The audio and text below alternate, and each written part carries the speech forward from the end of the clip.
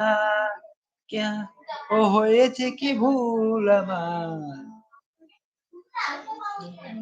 লাভ এটাই, ভালোবাসা এসেছিল, ভালোবাসা চলে গেছে। কেন কেন এরকম হলো?